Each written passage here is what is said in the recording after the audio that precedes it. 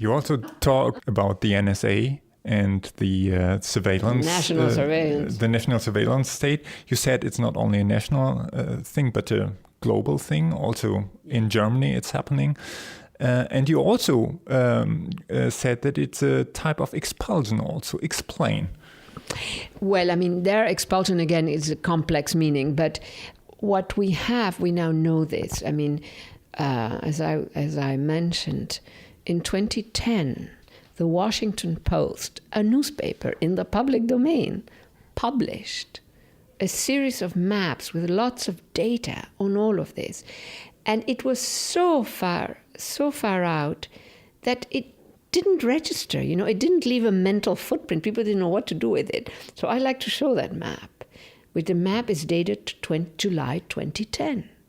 And then already we knew it was in the public domain, but we didn't see it. We could have been standing moreover in front of those buildings and we would not know. The recoding of a built environment hadn't happened. Now it's beginning to happen. But I think two logics come together in producing this weird outcome. One of them is the logic of the state and the war on terror, this control freakness that we can protect ourselves by knowing more about everybody. But the second one, because one really should ask oneself, why should we have this elaborate, an absolute surveillance, gathering all these data that are never going to be analyzed to catch maybe 2 or 3 active terrorists? And I think part of the answer to that second question is the tech sector. It's a huge budget. We have just discovered a budget inside the surveil, the NSA budget.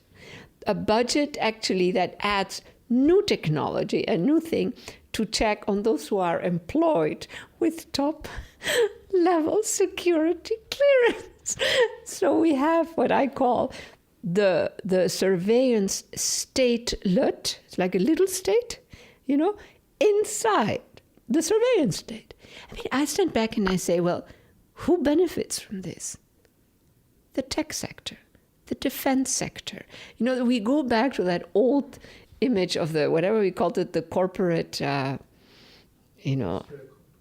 what? The industrial military complex. Seymour Melman, who was a guy, brilliant, it was, I think, an engineer or who had worked in there. And it was the first one to put that out, And so I think that I really think that these kinds of outcomes are overdetermined outcomes, as we like to say. There are multiple logics that come together. There isn't just one. It cannot be just one because it doesn't otherwise make sense. So that is where we are at now. So we are actually spending a lot of taxpayers' money on surveying about 4,000 employees inside top clearance, NSA, which has a total of 40,000 employees, in order to make sure, because of Snowden, of course, So it's like a superstructure that keeps getting built. I mean, I stand back and ask, what's next? Because this statelet, this secret budget that was just actually found out, this was something that blew our minds a bit. There were clearly hints. But it's also overdone, it's so over the top. At that point is when I trot in, well, there is also a corporate, same thing with the wars, I mean, there is a defense sector that really benefits from that. There is no doubt about it. So I think these are overdetermined outcomes.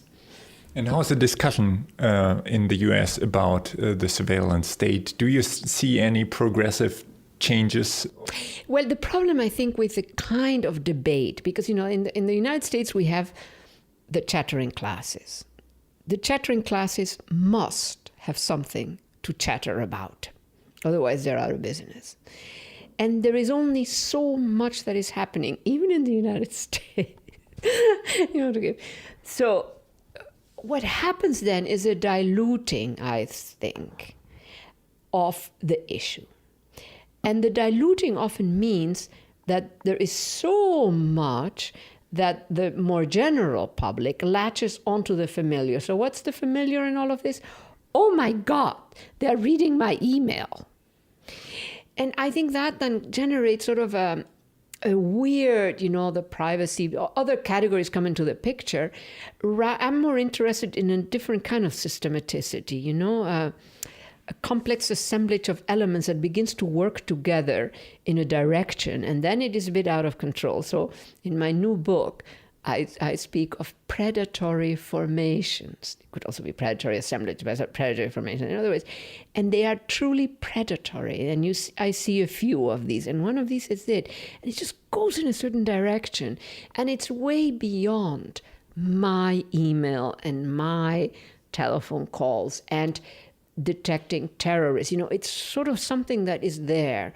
It's even out, I think, in finance, some of these predatory formations that I detect are out of the control of the most powerful, financial firms. They are truly formations. It doesn't depend on an individual or a set of individuals or a set of firms. So at the level of the discussion, we have this problem that because we have 24-hour news cycles and chattering classes 24 hours, that eventually it includes everything, including your grandmother, so to speak, as they say, And hence, the public discussion falls in the comfort zone.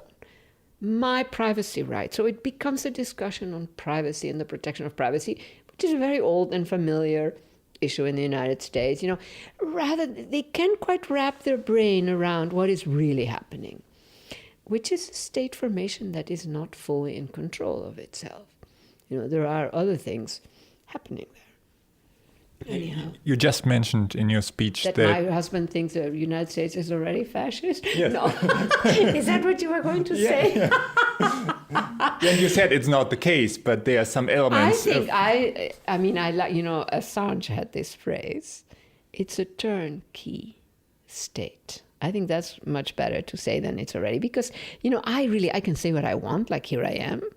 It's not at that level.